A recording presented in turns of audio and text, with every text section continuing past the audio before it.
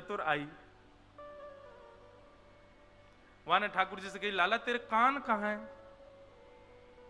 ठाकुर जी वाकू ऐसे देखने लगे, घूर के बोले, मैंने कान पकड़े और ये कहेगी, अच्छा लाला मैंने क्षमा कर दिया, तू माफी मत मांगे। लाला तेरे कान कहां हैं? ठाकुर जी ऐसे देखे, अरे मैया तू तो ऐसे ही बोले, लाला सब जाने, देखियो ये तो जाने ही ना या के कान कहां है। इतने लाल जी उठ करके आए और नेक नेक संभल के चल के और वह गोपी के पास आए और वह के कान पकड़ के बोले, जय रहे कान। ऐसी ठाकुर जी मधुर लीला करें।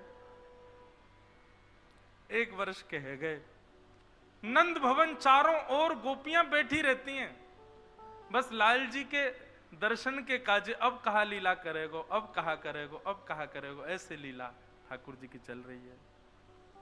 1 वर्ष के ठाकुर जी भये, नामकरण भयो नहीं, तब श्री गर्गाचार्य जी महाराज का आगमन ब्रजमंडल में हुआ।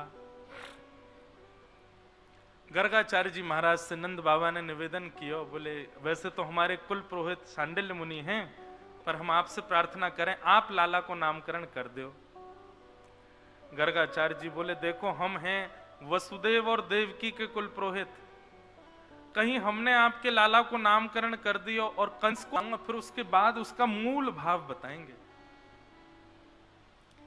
ठाकुर जी श्रृंगी गैयाओं के सींगों से लटक जाते हैं और तब तक लटके रहे जब तक गैया खड़ी ना हो जाए, और जैसे ही गैया खड़ी हो जाए सोई ठाकुर जी को झूला बन जाए, लटक गए वहीं पर। अब गैया जहां दौड़ रही है ठाकुर जी लटके लटके डोल लें, ठाकुर जी को झूला। लेकिन गैया के सींग में कभी कभी नंद बाबा घी को लेप लगा दें, लेकिन ठाकुर जी को तो नहीं है, मैं रोज सवेरे आमे आंकन ने मीटते हुए सीधे गैया के सींग ही पकड़े। वह गैया तो कह रहे मानो मुझको झूला के लाभ, वहां पे झूलते हुए ठाकुर जी जामे। लेकिन आज गैया के सींग में घी लगो, ठाकुर जी ने जाके जैसी पकड़े, गैया खड़ी भई, नेक दूर चली होगी, सोई ठाकुर जी के हाथ रिपटन लगे। ठाकुर जी चिल्ला, मैया बचाइयो, बाबा बचाइयो, देख तेरी गैया मुंह को मार रही है। ठाकुर जी के हाथ जैसे सरकन लगे, गैया ने तिरछी नजर से देखी, बोले लाला गिरवे वारो है। तो गैया के मन में 2 भाव आए, बोले कहीं निष्ठुर जमीन पर गिर दिए तो लग जाएगी, और दूसरा भाव आयो ये बड़ो ऊधम मचा में, आज इनको उन्हें मचा चकाए दूं मैं। सो गोबर के ढेर में जाके गैया खड़ी है गई। ठाकुर जी बोले, अरे अरे यहाँ पे खड़ी है गई, मैं गोबर में धस जाऊंगा। ठाकुर जी गैया से बात कर रहे हैं, गैया भी जोर जोर से अपने सिर हिला रही है, जल्दी गिरो, मेरे गोबर में नहा ले आज, रोज सवेरे मैया जल में स्नान कराए, आज मेरे गोबर में नहाओ। और जैसी गैया ने सींग हिलाए, सोई ठाकुर जी को हाथ रिपट गयो और गले गले तक गोबर में जाके ठाकुर जी गिर गए। अब तो गैया उछल उछल के आनंद कर रही है। ऐसे गैया आनंद करें ठाकुर जी के संग। कभी गैया श्रृंगार करे ठाकुर जी को, बड़े गौ माता के संग भी लाल जी की ऐसी ऐसी लीलाएं हैं। यशोदा मैया आवे, लाला कहाँ है? अब गले गले गोबर में धसे हुए ठाकुर जी कह रहे हैं, मैया मैं यहां हूं, मुझको जल्दी निकार। यशोदा मैया जावे, जाके लाला को निकारे, बोले कितनों नभाव धुभाव, जय में आके खेले गोबर में। मुझको तो लगा लाला तू पूर्व जन्म को सूकर दिख है। हाँ मैया मैं सूकर हूं, पूर्व जन्म वो बरा भगवान भयो ना, जाने पृथ्वी की रक्षा करी कई। मैया बोली हम बे, बोले वो मैं ही तो हतो, मैं ही बरा बन के आयो। मैया बोली कहां ते जन बात बनानो सीख गो है, ज्यो ज्यो बड़ो है तो जा रहो है, बंदरन की तरह उछले यहां ते मां और बात और बनावे इतनी। मैया ले जाके स्नान करावे, फिर से श्रृंगार करे ठाकुर जी को। आहा, श्रृंगी अग्नि, अग्नि से खेलते हैं, जलते भाई लकड़ी लेकर के बलराम जी के पीछे भागेंगे, फिर नेक देर बाद बलराम जी ठाकुर जी के पीछे भागेंगे, यशोदा मैया इन्हें बचाती डोले। श्रृंगी अग्नि द्यमष्टि, ठाकुर ये इतनी बढ़िया लीला लगती है मुझे। ठाकुर जी सवेरे उठ के रोने लगे। मैया बोली लाला काय बात को रो रहा है? बोले मैया मेरे संग बहुत बड़ा अत्याचार है गए हो। मैया बोली कहां अत्याचार है गयो तेरे संग? मैया देख कल हमारी गौशाला में गैया ब्याई। मैया बोली वो तो रोज ही ब्याह में, कल कहा है गो? बोले अरे मैया वो गैया ब्याह रही। अच्छा एक नाना जी हमारे एक बात कहते, बोले नंद भवन में नित्य 1 वर्ष तक तो नंदोत्सव मने, और 3 वर्ष के जब लाला है गए वाके बाद 11 वर्ष तक ठाकुर जी ने फिर नंदोत्सव मनाए। ये नंदोत्सव काय के मनाए? बोले 9 लाख गैया, हर दिन एक गैया ब्याह जाए, और वह गैया के ब्यावे पे ठाकुर जी उत्सव मनाते, वाको नाम धरते, वाके नाम से खूब लुटाते, खूब जैसे नंद बाबा लाला के जन्म पर लुटामे, ऐसे लालजी रोज गोकुल में जाके कछु ना कछु लुटा के आमे। सब गोकुल वाले ने पता हो कि या कि कोई गैया ब्याह गई होगी आज इतनी सारी गैया है। कोई भी गैया ब्यावे तो ग्वारिया को सख्त आदेश है कि लाला को कक्ष से लेके जानो है, अपने आगे डंडा लेके खड़ो रहेगो जब गैया ब्यावेगी। और ठाकुर जी को नियम है, जैसे ही गैया के उधर से बछड़ा नेक बाहर आवे तो गैया 2 गोमुखी है जाए। मतलब एक तो गैया को मुख है और पीछे से बछड़ा बाहर आयो तो वाको भी मुख, तो 2 गोमुखी है गए, 2 तरफ गौमुख है गए। तब ठाकुर जी वाकी परिक्रमा लगा में गैया की, और परिक्रमा लगा के फिर वाकी आरती करें। ये नित्य के क्रम ठाकुर जी के हैं 3 वर्ष से। अपने आगे लाल जी वाकू बछड़ा को जन्म हो गए गो, वाकी सुंदर ठाकुर जी अपने हाथन से साफ करें, फिर वाकू गरे ते लगाम, फिर वाकू नाम धर दें। एक दिन ठाकुर जी रोने लगे। मैया बोली काय को रो रहे हो? कल एक गैया ब्याई हमारी। मैया बोली वो तो रोज ब्याह में, कल कहा है गो? बोले मैया मैंने आज तक सोची नहीं, पर जैसे ही वह बछड़ा ने जन्म लियो मैंने वाकू हृदय से लगायो, और मैं वाकू देख रहा हूं ये कैसा है। अचानक वाने अपना मुंह खोला और मैंने देखी वाकई मैया सबरे दांत निकल आए। मैया बोली तो मैया मैं 3 बरस को है गो, बुढ़ापे की ओर मेरी उम्र जा रही है, अभी तक 5 दांत निकले, बाकी सबरे दांत निकल आए जन्म लेते ही। या हमारे ठाकुर जी रो रहे हैं। ऐसी बात जब यशोदा मैया सुने तो जितने काम हो में सबन को छोड़ के बैठ जाए और सिर पे हाथ धर के खूब हंसे, और हंस हंस के नेत्रन में आंसू ले आवे, और फिर जाके लाला को गोद में बैठा ले। अरे लाला तू कहां ते बात बनावे? अब नेक्स्ट से ठाकुर जी उनको समझाओ कि क्यों तेरे दांत ना आ रहे? मैया मेरे दांत क्यों ना निकल रहे, जल्दी बता। वह बछड़ा के सबरे दांत आ गए, मेरे नाए, मुझको तो वाके सामने हंसवे में शर्म आवे। यशोदा मैया के में लाला तू दूध पीवे, तू दूध नाए पीवे, तू केवल मक्खन मिश्री खातो रे पूरे दिन। और मक्खन कैसे होवे? बोले मक्खन चीकनो होवे। अब चीकनो मक्खन तू खावेगो तो तेरो मुंह चीकनो हो जाएगा, और चीकनी वस्तु पे ये ठोस वस्तु जो हमें कहा फिसल जाए। तू मक्खन खावे तेरे सबरे दांत पेट में चले जाएं, तो दूध पिएकर तेरे दांत निकल आमेंगे। ऐसे मैया ठाकुर जी को समझा रही है। डियमष्टि श्रृंग्यग्नि डियमष्टि जलद्विज कंटकेभ्य। ठाकुर जी इस प्रकार लीला करते हैं अपने घर में। एक दिन ठाकुर जी सब ग्वाल वालों के संग खेल रहे थे, अचानक से ग्वाल वालों में एक धक्का पड़ गया तो रोने लगे। ठाकुर जी बोले तुम लोग क्यों रे, दूध दही घी पाओ ना हो? ग्वाल बाल बोले लाला तू तो राजा को बेटा है, तेरे पास तो सब व्यवस्था, हमारे पास थोड़ी, हमें तो कर के रूप में कंस को जमा करवाना पड़े। वास्तव में कंस ने कर लगाया था, टैक्स लगाया था ब्रजवासियों पर। जितना भी दूध घी दही मक्खन होगा उसका कुछ प्रतिशत ही रख सकते हैं, बाकी सब मथुरा भेजना पड़ेगा। केवल नंद बाबा को छूट थी।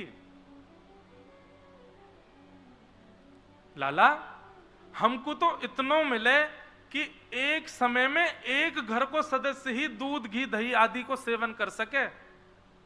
तो हमारे यहां तो ऐसो बटो भयो, सुबह पिताजी दूध पी लेंगे, मध्याह्न में मैया छाछ पी लेगी, रात में हम मक्खन खा लेंगे, बहन दही पी लेगी, क्योंकि एक व्यक्ति तो सबरे सामग्री को ले ही ना सके, इतना हमें देना पड़े मथुरा में।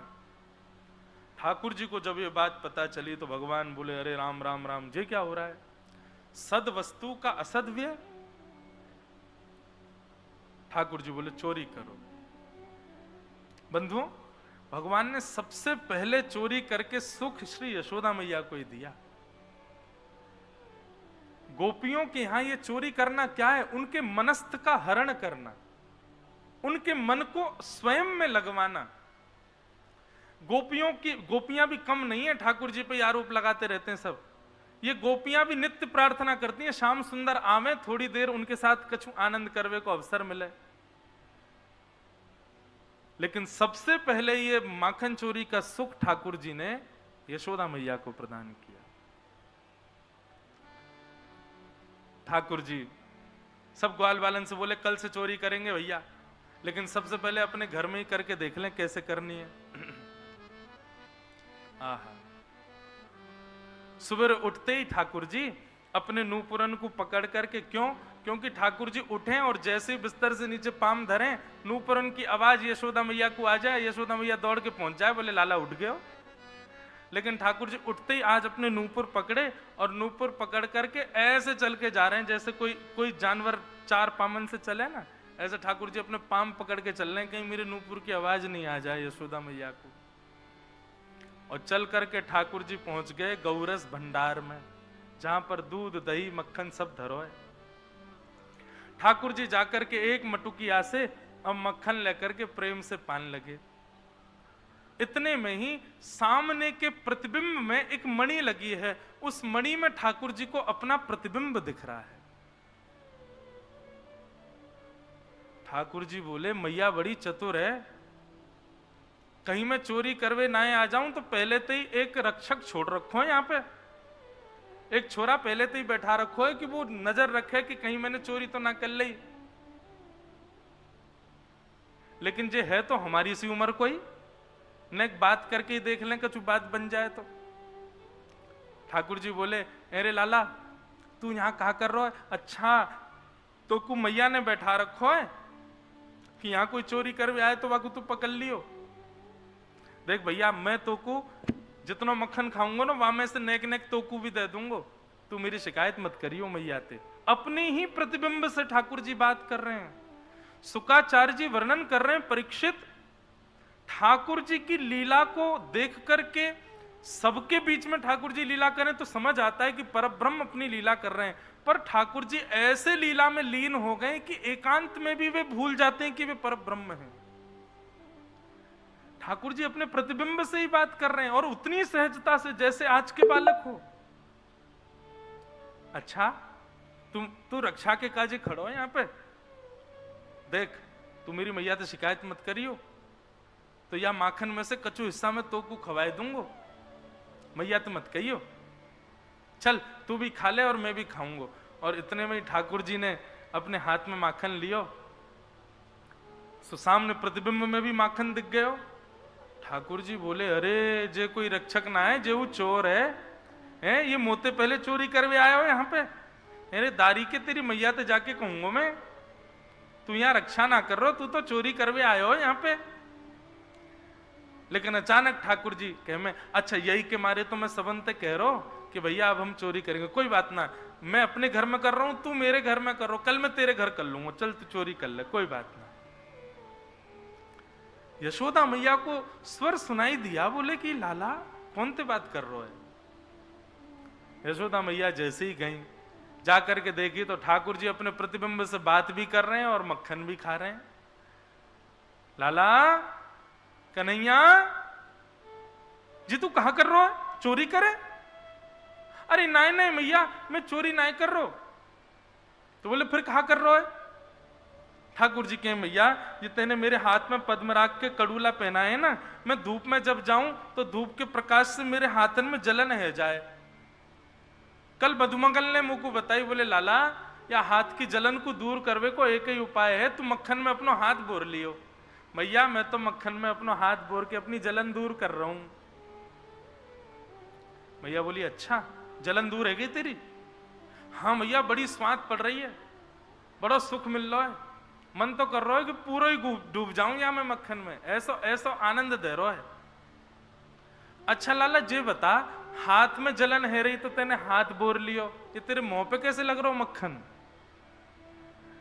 मैया हाथ में जलन है रही, मैं हाथ की जलन मिटा रहा हूं, इतने में मेरे पेट में जलन शुरू है गई। मैंने सोची या मक्खन में बड़े गुण हैं भैया, जे जलन को दूर कर दे तो पेट की जलन भी मिटाए देगो। सो मैंने नेक सो मक्खन खा लियो और वाकू खाती मेरी पेट की जलन भी दूर है गई मैया। मैया बोली लाला तू चोर है गयो तो ये बात तो मुझको पता चली, परंतु तू तो झूठ भी बोले। जैसे ही मैया ठाकुर जी के पास गई, ठाकुर जी बोले मैया मैया धीरे आइयो, एक चोर खड़ो है सामने, मैंने याकू भेला पुसला के खड़ो कर रखो है, नेकात देर में यहाँ पे झपट के याकू पकड़ लूंगा या कि मैया के पास ले चलेंगे मैं और तू दोनों। मैया बोली कौन सा चोर? बोले यहाँ धीरे ते आइयो, देख सामने खड़ो है, बहु मक्खन खा रहा है। यशोदा मैया ने आकर के देखा तो सामने के खंभ के प्रतिबिंब में ठाकुर जी अपने आप को ही चोर कह रहे हैं। जैसे ही यशोदा मैया आकर के खड़ी भई, ठाकुर जी बोले अरे मैया देख वाकी मैया भी आ गई। यशोदा मैया बोली बावड़े जे तू ही है और ये मैं ही हूं ऊपर, ये हमारा ही प्रतिबिंब है, अपनी प्रतिबिंब से बात कर रहे हो। सो ठाकुर जी की चतुराई देखो, अब झूठ तो पकड़ो गए हो, सो नेक में ही बात बदल के कहा कह रहे हैं अच्छा जी मैया मैं हूं? बोले हाँ ये लाला ये तू ही तो है। बोले हम बे मैया ऊपर मोटी सी तू भी तो दिख रही है, ये तो मैं ही हूं, लेकिन मैया तेने मुंह को कभी बताई नहीं, मैं इतना मलूक हूं, देखियो मैं कितना सुंदर लग रहा हूं। मैया मेरी नजर उतार ले, मुंह को तो लगे मुंह को मेरी नजर लग गई होगी। मैया गोद में उठावे लाला, एक तो चोरी करे ऊपर से झूठ बोले और फिर ऐसी बात बनावे कि मैं तो तेको कुछ कहूं नहीं। अरे मैया जे बता मैं कौन को लाला? बोले तू मेरो लाला। ये नंद भवन कौन को है? बोले जे भी तेरो ही है। ये 9 लाख गैया कौन की है? बोले जेऊ तेरी है। और ये नंद बाबा कौन को है? बोले जेऊ तेरो ही है। ये सबरी मटकी कौन की है मैया? बोले जेऊ तेरी है। और इन मटकी में रखो हुए मक्खन कौन को है? बोले जेऊ तेरो। सोई ठाकुर जी खड़े है गए, बोले मैं ही मालिक हूं, अब मैं चाहे जैसे खाऊं मेरो मक्खन, मैं चाहे चोरी करके खाऊं, लेके खाऊं, उछाल के खाऊं, फोड़ के खाऊं मैया। अरे जब मैं ही मालिक हूं सब चीजन को तो मोए रोक टोक का है कि तू ऐसे ना खावेगो, चोरी ना करेगो, जे ना करेगो। यशोदा मैया भागे पीछे और ठाकुर जी चौकड़ी मार के भागे, कभी छत पे चढ़ जाएं, कभी गौशाला पहुंच जाएं, गैयान के पीछे जाके छुप जाएं। ऐसा ऐसा ठाकुर जी उदम मचा में। ठाकुर जी ने ग्वाल बालन से कही भैया घर में तो चोरी हम करना है पारे, अब गोपीन के यहां करेंगे। आहा कि वत्सान मुंचन क्वचिद समय क्रोश संजात हास स्तेयं स्वादधिपयः कल्पितैस्तेययोगैः मर्कान् भोक्षन् विभजति सचेन्नात्रिभाण्डं भिनत्ति द्रव्यालाभे सग्रह कुपितो यात्युपक्रोशतो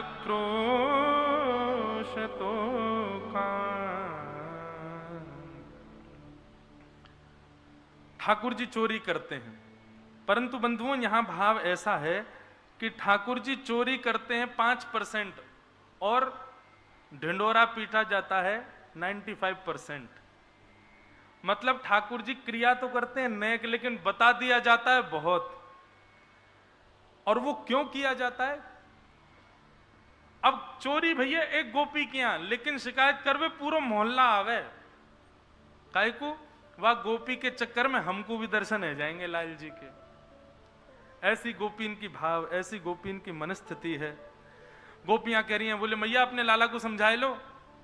का कियो मेरे लाला ने? बोले वत्सान मुंचन क्वचित समय क्रोश संजात हास। बोले एक दिना में बैठी भाई, बहुत ध्यान से सुनियो।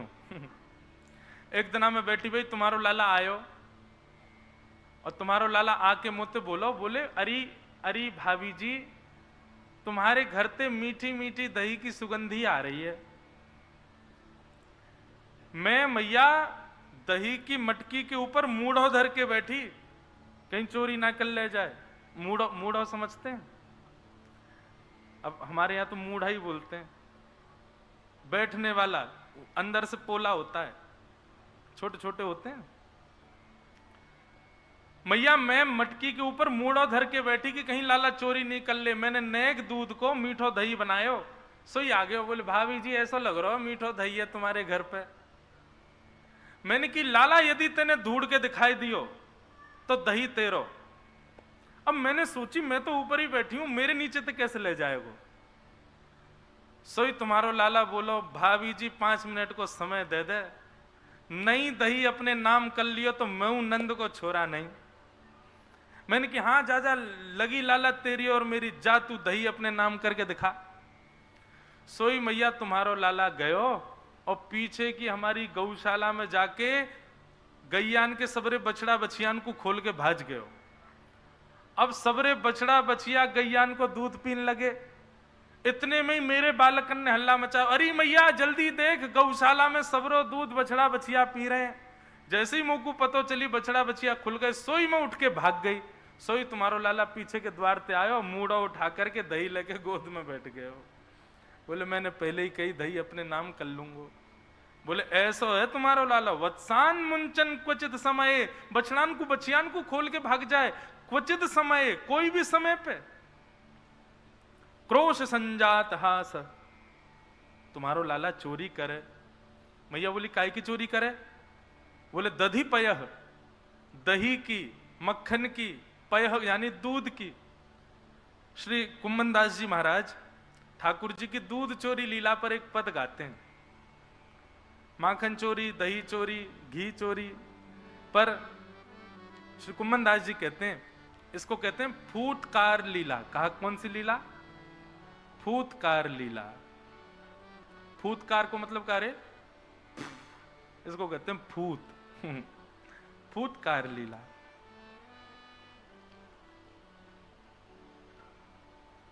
पाए हो नीके आज हरि, पाए हो नीके आज हरि, पाए हो नीके आज हरि, पाए हो नीके। हाँ पाए हो नीके आज हरि, पाए हो नीके आज हरि। चोर चोर दधी माखन खायो, चोर चोर दधी माखन, चोर चोर दधी माखन खायो, चोर चोर दधी माखन खायो। गिरधर